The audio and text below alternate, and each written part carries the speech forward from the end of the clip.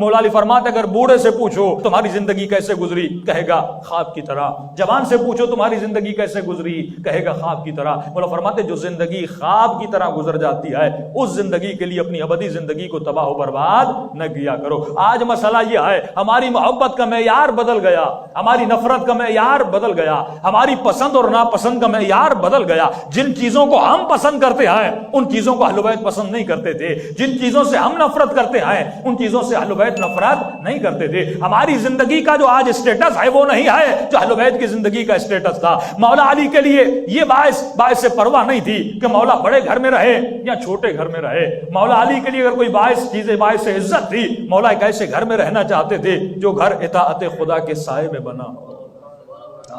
آج ہماری پسند کیا ہے، ناپسند کیا ہے؟ آج جوان جب نوکری ڈھونڈنے جاتا ہے تو کس چیز کو پسند کرتا ہے؟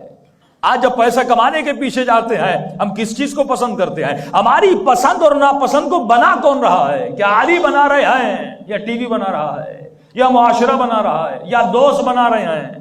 ہماری پسند کیا ہے؟ اگر مالدار بن گیا تو میں کامیاب ہوں، اگر بڑی گاڑی مل گئی تو میں کامیاب ہوں.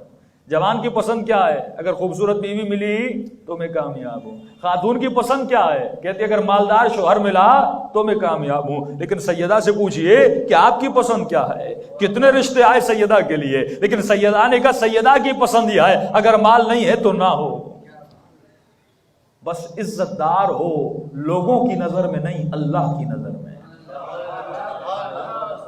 کیونکہ لوگ عزت گاڑی کو دیتے ہیں، لوگ عزت مال کو دیتے ہیں، لوگ عزت پیسے کو دیتے ہیں. اور یہ جوان اتنا بے وقوف ہے، یہ بزرگ اتنا بے وقوف ہے، یہ سمجھتا ہے کہ اگر میرے پاس بڑی گاڑی ہے تو میں عزت دار بن جاؤں گا. یہ عزت تمہیں نہیں دی جا رہی، یہ اس لوہے کو دی جا رہی ہے اس پہ چڑھ کے تو سفر کر رہا ہے.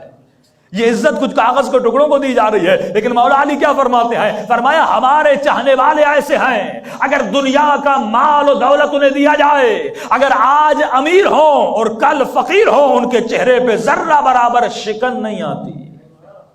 کہا ایسے ہے کہ رات کو سوئے تھے، ان کے کاندھوں پر 2 مچھر کے پر تھے، اور صبح اٹھے ان کے کاندھوں سے 2 مچھر کے پر گر گئے. اور فرمایا ایسے شیعوں کو دیکھنے کے لیے میں امام مشتاق ہوں کہ ان کی زیارت مجھے کب ہوتی ہے. کچھ وہ ہیں جو مولا کو دیکھنا چاہتے ہیں، لیکن کچھ وہ ہیں جن کو علی ابن ابی طالب دیکھنا چاہتے ہیں. مولا علی بڑی عجیب نشانیاں بتاتے ہیں. فرمایا لوگوں کی سوچوں سے پتا چلے گا کہ یہ علی والے ہیں کہ نہیں ہیں. نہ ان کے کپڑوں سے پتا چلے گا، نہ ان کے ہولیوں سے پتا چلے گا، نہ ان کے چہروں سے پتا چلے گا، ان کی سوچ سے پتا چلے گا، ان کی زندگی کے فیصلوں سے پتا چلے گا. اس نے 70 سال 50 سال 20 سال جو زندگی گزاری اور جتنے ایکشن اور فیصلے لیے، ان کے فیصلوں کی بنیاد علی کی سوچ تھی، اللہ کی عبادت تھی یا معاشرے کی سوچ تھی. آج ہماری سوچ کیا ہے؟ مولا علی آپ بتائیے کہ آپ کا شیعہ کون ہے؟ سمپل سا جواب. جس طرح صراط مستقیم کے لیے خدا نے کہا ایک ایسا راستہ جو سیدھا ہے، مولا علی بھی ایک جملہ فرماتے ہیں بلکہ ایک لفظ میں بتاتے ہیں کہ میرا شیعہ کون ہے. مولا آپ کا شیعہ کون ہے؟ امام نے فرمایا جس کے وجود میں عقل ہے وہ میرا شیعہ ہے، اگر عقل نہیں تو میرا شیعہ نہیں. مولا کیا مطلب؟ جس انسان کو خدا نے انسان بنا کے بنایا اور بھیجا، کیا اس میں عقل نہیں ہوگی؟ تمیز حیوان و انسان یہی ہے کہ یہ صاحب عقل ہے. فرمایا نہیں، اگر یہ صاحب عقل ہوتا تو خدا کبھی نہ کہتا اولئک کالانعام بل ہم اضل. قیامت کے دن اسی انسان کو اٹھایا جائے گا، لیکن خدا کہے گا یہ انسان نہیں ہے، یہ حیوان ہے، بلکہ حیوان سے بدتر ہے. مولا ذرا اور وضاحت کریے، ہمیں پتہ کیسے چلے کہ ہم صاحب عقل ہیں؟ فرمایا تمہارے فیصلوں سے پتہ چلے گا کہ جو تم نے زندگی میں سٹیپ اور فیصلہ اٹھایا اس کی بنیاد عقل تھی یا وہم تھی. 80% آف لوگ جو دنیا میں رہتے ہیں ان کے فیصلوں کی بنیاد وہم ہے. لوگ آئے مولا کے پاس، مولا امیر شام بڑا عقل مند ہے. امام نے کہا کیوں؟ کا حکومت بھی بچائی، تخت بھی بچایا، آپ کے تمام تر علاقوں پر بھی قبضہ کیا، آپ کے سچے سچے صحابیوں کو بھی دنیا سے اٹھا لیا اور شہید کروا دیا. مولا آپ کے پاس کیا رہا؟ مولا فرماتے اسے عقل نہیں کہتے جو اپنے تخت کو بچائے، اسے عقل نہیں کہتے جو اپنی حکومت کو بچائے، اسے عقل نہیں کہتے جو اپنا مال بچائے، اسے عقل نہیں کہتے جو اپنی اولاد کو بچائے. عقل وہ ہے جس سے تمہارا ایمان بچے.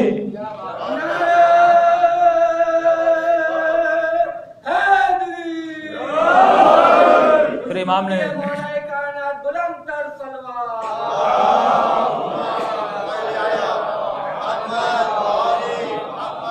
پھر امام نے جملہ فرمایا العقل ما عبد به الرحمن، عقل مند وہ ہے جو اپنی عقل سے دنیا کو نہ بچائے بلکہ اپنی عقل سے اپنی آخرت کو بچائے۔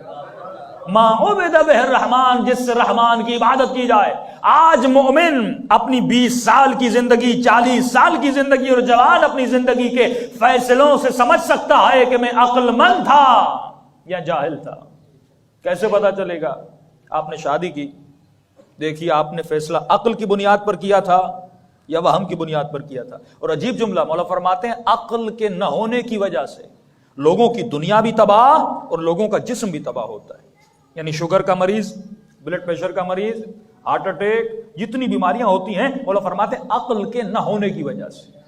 اگر عقل ہوتی یہ بچ جاتا، کیونکہ اس کے وجود میں عقل نہیں ہے، اسی لیے یہ اپنا جسم بھی بیمار کرتا ہے، یہ اپنی روح کو بھی بیمار کرتا ہے، اور دنیا سے جاتے جاتے ایک بیمار جسم قبر میں چھوڑ کر جاتا ہے اور ایک بیمار روح جہنم میں چھوڑ کے چلا جاتا ہے۔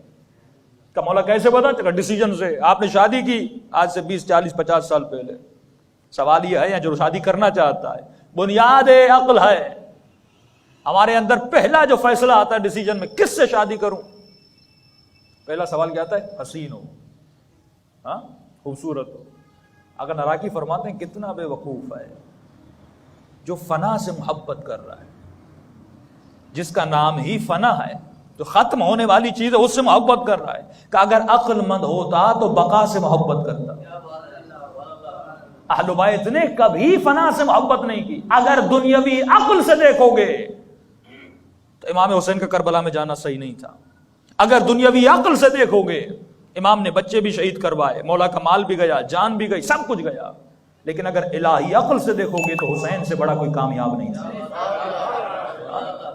عقل دنیاوی کا فیصلہ الگ ہے جسے ہم وہم کہتے ہیں، عقل الہی کا فیصلہ الگ ہے جسے ہم علم کہتے ہیں۔ اگر اس عقل سے انسان فیصلہ کرے، زندگی میں تکلیفیں تو آتی ہیں، لیکن کیونکہ عقل الہی ہے، وہ عقل بتاتی ہے کہ صحیح کیا ہے غلط کیا ہے۔